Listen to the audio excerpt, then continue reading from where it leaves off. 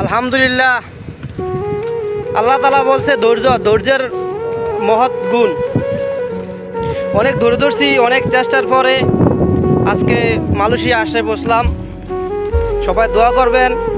আর এই মালয়েশিয়া আসার পেছনে বেশি কৃতজ্ঞতা জানাই আমার মামাকে, জাহাঙ্গীর মামা। আপনাকে এভাবে ধন্যবাদ দিয়ে ছোট করব না। দোয়া করবেন যেন সারা জীবন বাকিনা মনে রাখতে পারি, পাশে থাকতে পারি। দোয়া করবেন। আর আর বিশেষ করে আমার মা, তোমাকে খুব মিস করব। অনেক ডিপ্রেশনে ছিলাম, অনেক সুখের হাসি হাসলাম, অনেক দিন পরে সুখের হাসি হাসলাম। তো এই হাসার পিছনে আমার অন্তত জনম দুঃখিনী মায় আমার পাশে ছিল। আল্লাহ তাআলার কাছে অনেক কান্নাকাটি করছে, আল্লাহ তাআলা কবুল করছে।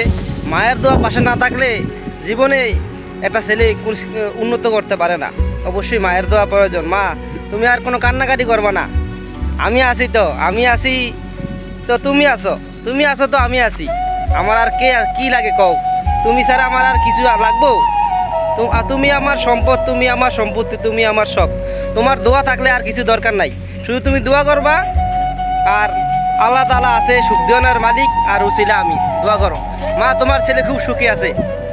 ভালো থাকো, এটাই কামনা।